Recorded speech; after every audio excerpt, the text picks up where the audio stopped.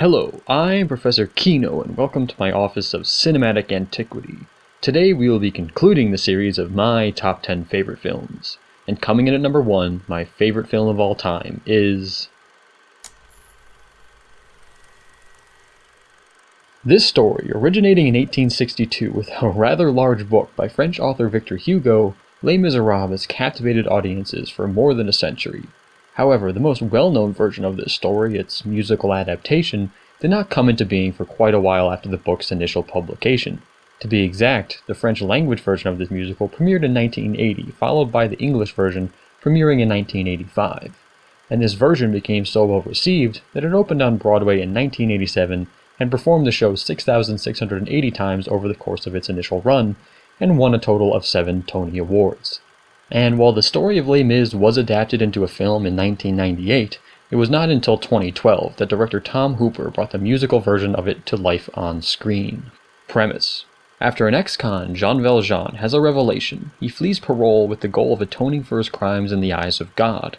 Hot on his trail, however, is Police Inspector Javert, whose beliefs make him hell-bent on capturing Valjean in order to subject him to the justice of man. And both Valjean and Javert, through confrontation, revolution, and revelation, come to an understanding about who they are as individuals and what it means to be a good man. Writing.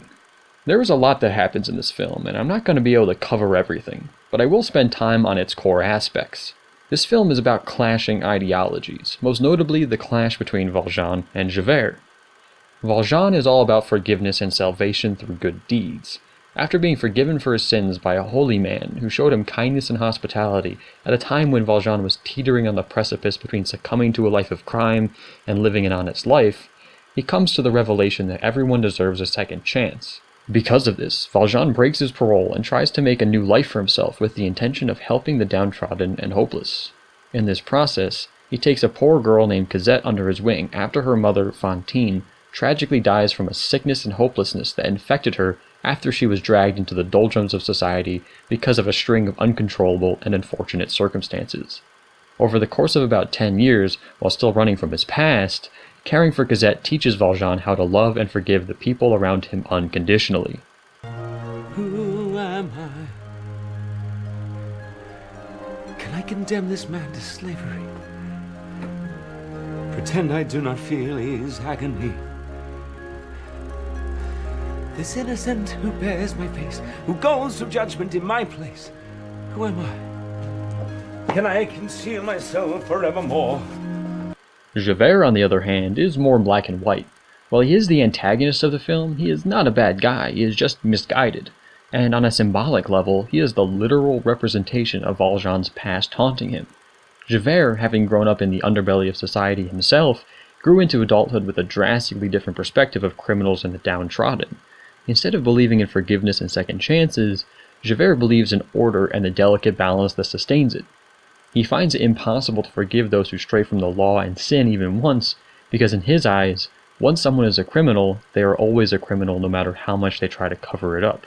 There's a child who sorely needs me. Please, monsieur, she's got that high. Holy God, is there no mercy? If I go to jail, she'll die.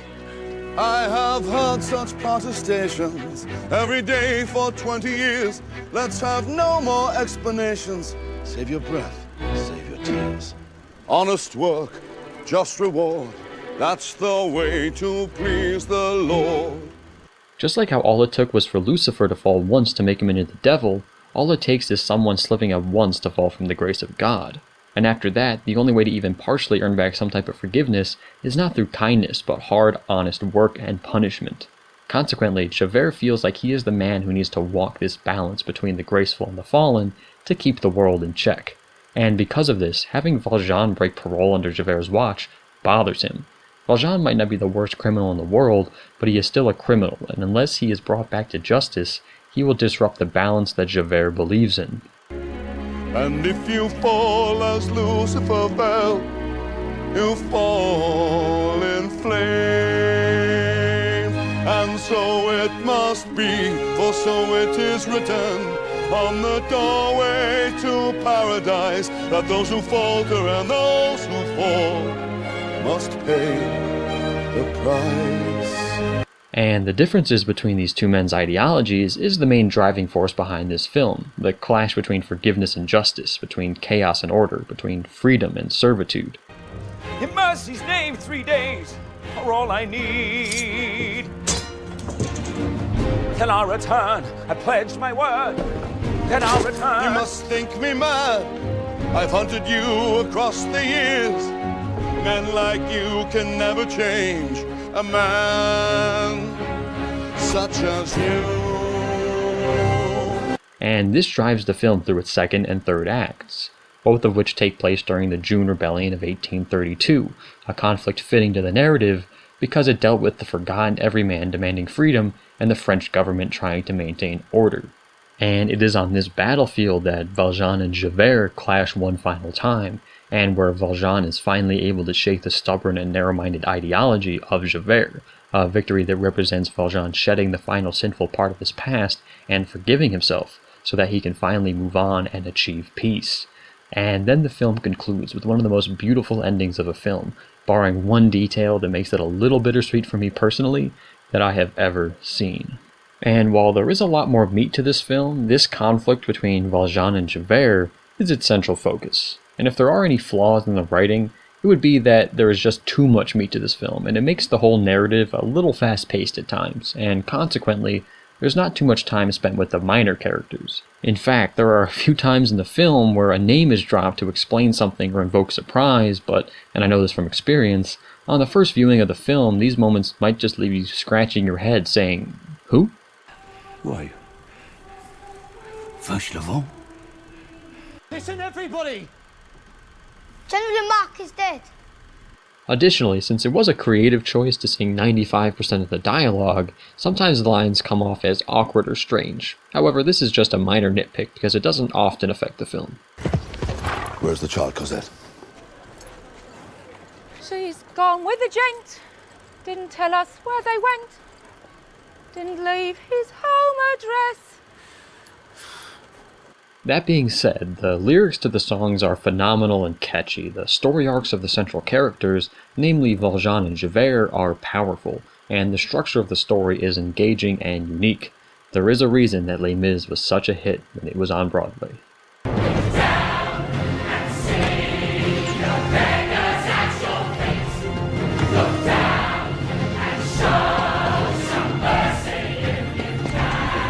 Acting. In this category, I'm going to ignore each actor's singing, and we'll cover that in the music category. Here I'm going to focus solely on the actual acting performances. How do the actors encapsulate their characters, etc.? And this is extraordinary across the board. Hugh Jackman plays Jean Valjean, and he is amazing. He brings Valjean's conflicted and tormented personality to the forefront of his performance, and gives each line of dialogue the necessary oomph to bring Valjean to life.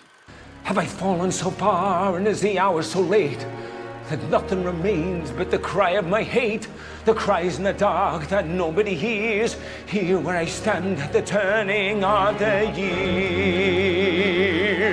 Inspector Javert is played by Russell Crowe, and he is also very good. While I know a lot of people give him a hard time for his performance because it is very monotone and dry, that, in my opinion, perfectly captures the character of Javert, a stubborn man with a black and white view of the world. And I think Crowe does an excellent job. Could it be he's that old jailbird that the tide now washes in? Heard my name and started running, all the omens point to him. And as for the other actors, they all make up a perfect supporting cast, and they include Amanda Seyfried as Cosette, Anne Hathaway as Fantine, and she definitely deserves a shout out for her extremely powerful performance. Yes, it's true, there's a child, and the child is my daughter. And her father abandoned us, leaving us flat. Now she lives with an innkeeper man and his wife, and I pay for the child. What's the matter with that? Aaron Tveit as Enjolras, the leader of the June Rebellion, Eddie Redmayne as Enjolras' close friend Marius, Sacha Baron Cohen and Helena Bonham Carter as the scheming Thénardiers, and Samantha Barks as their more kind-hearted daughter Eponine. Everyone is sublime. Costumes, hair, and makeup. Everything here is stupendous. The costumes are very period accurate, and each does a great job at distinguishing each person's income and social status. The rich all have fancy clothes, pristine makeup, and beautiful hair, while the poor have ratty clothes, blotchy makeup, and knotted hair. All in all, the costumes, hair, and makeup do a great job at realizing the film's setting, time frame, and world perfectly. Set design. While put together very well, the sets are not particularly fantastic.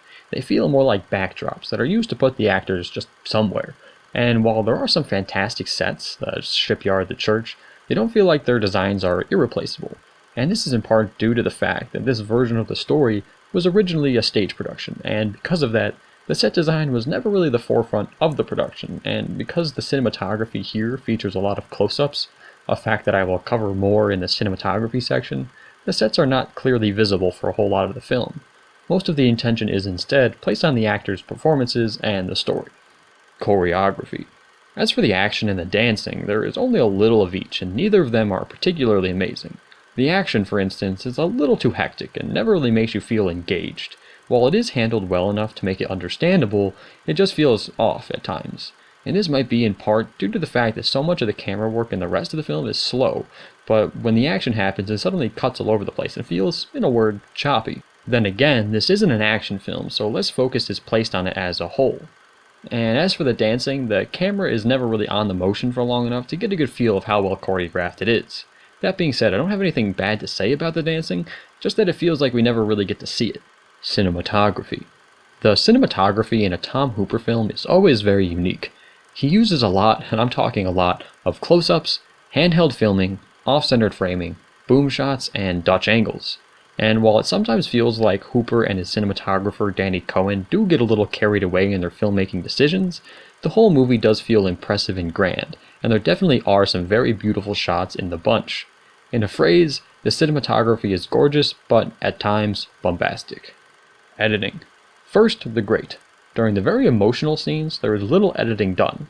Instead, the film stays put on each actor's face for a long enough time to really showcase the emotions that the actors are conveying, and it really does the actors and film a service. Alternatively, however, come the action scenes again. As stated in choreography, the editing can feel a little clunky and jumpy. While not a mess, it can make it feel a little hard to follow at times. Other than that, however, the editing is pretty well done. CGI. In general, very good. There's not much of it, but when it is on screen, it is very pristine. It all meshes with the reality around it and helps to bring the whole movie to life. Music. This is where the film shines, and being a musical, that is really all that matters. It is true that the actors sang their songs live on set, and while this can be disastrous because it means that the actors must do take after take singing and it can get exhausting for them, the live singing, in general, works very well here. Each actor brings a unique performance and vocalization to their individual roles that help them define their character's personality. Jackman's voice as Valjean sounds full and is filled to the brim with a vibrato that makes his singing feel church-like, and this all brings forth his character's perspective on forgiveness and salvation. On high, hear my prayer. Anne Hathaway Fontaine is able to sing beautifully while having her delivery exude an aura of sorrow and defeat that is jaw-dropping. I had a dream my life would be so different from this hell I'm living, so different now from what it seemed.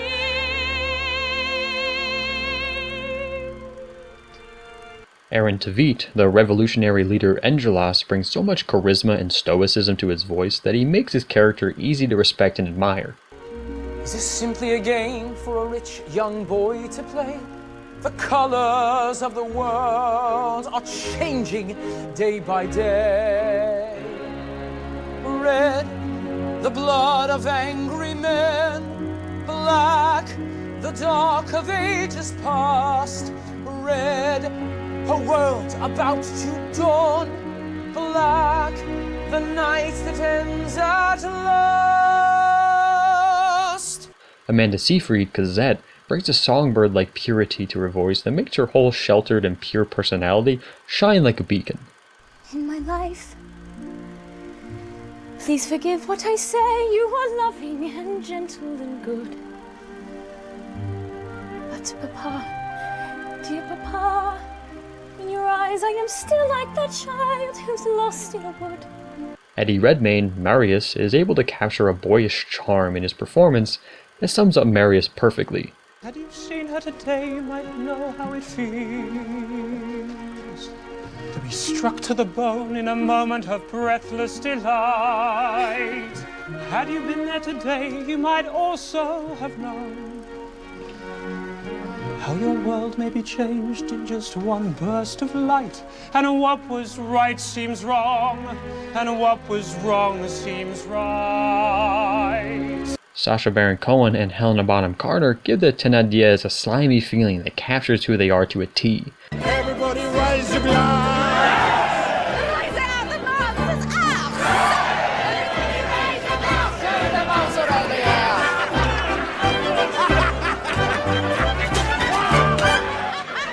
Samantha Barks, being a professional singer, gives a standout performance during Eponine songs. In the darkness, the trees are full of starlight, and all I see is him and me forever and forever. And even Russell Crowe as Javert, who I know gets a lot of flack for his singing in this film, is actually able to give a performance that captures Javert's dry, monotone, and resolute personality with perfection. Another brawl in the square, another stink in the air. Was there a witness to this? Well, let him speak to Javert. We'll show these streets are not safe. We'll let these firemen beware. We'll see that justice is done. Look upon this fine collection, crawled from underneath a stone. The swarm of worms and maggots could have picked you to the bone.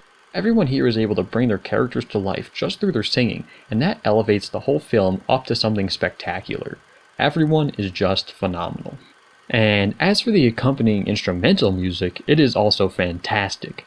Most of the time it is just in the background and used to complement the actors singing, but oh, what a perfect job it does. Every character has their own themes that consistently change the mood of the film to fit with the actor singing at the moment, but in a way that really works for the film's emotional resonance. And when the music needs to take over and shine, it does so beautifully. The trumpets blare, the drums beat, and it is a wonder to listen to.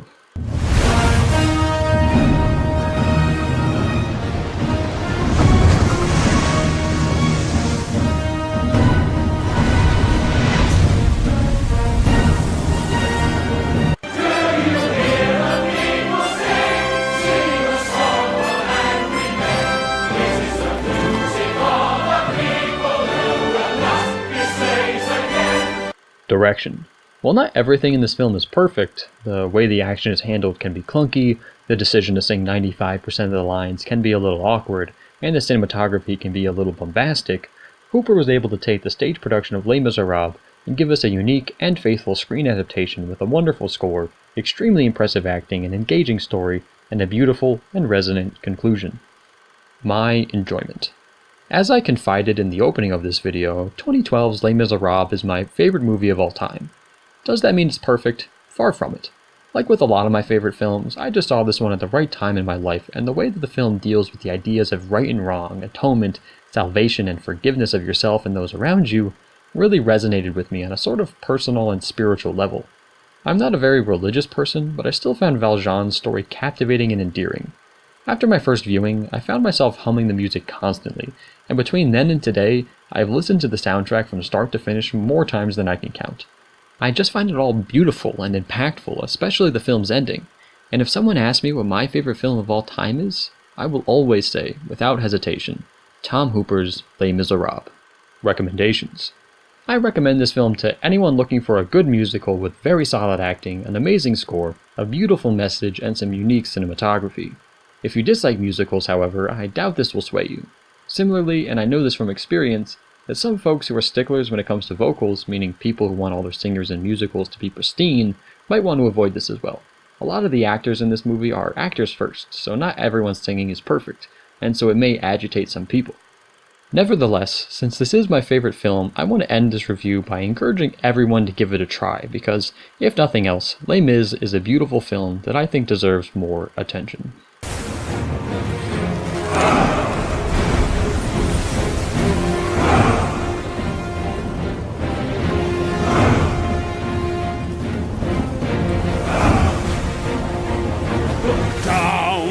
Look down, don't look him in the eye.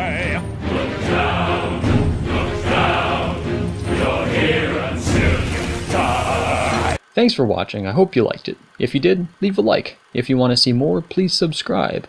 Now that this list is done, and I feel like I have a solid foundation for this channel that showcases who I am as both a critic and a moviegoer, I have a bunch of video ideas that I will be continuing with, including reviews of new films, reviews of classic films, in-depth analyses of artsy films, and a series called Second Look Celluloid, where I will be talking about films that came out in the past decade or so that were either overlooked, have been forgotten, or were unfairly judged at their release that I feel deserve a second look. However, because I'm heading out to go camping across the US for about a month and a half, I will not have a new video up for about 2 months. But if you stick with me, I plan to make it worth the wait. Until then, I am Professor Kino, and I look forward to our next discussion.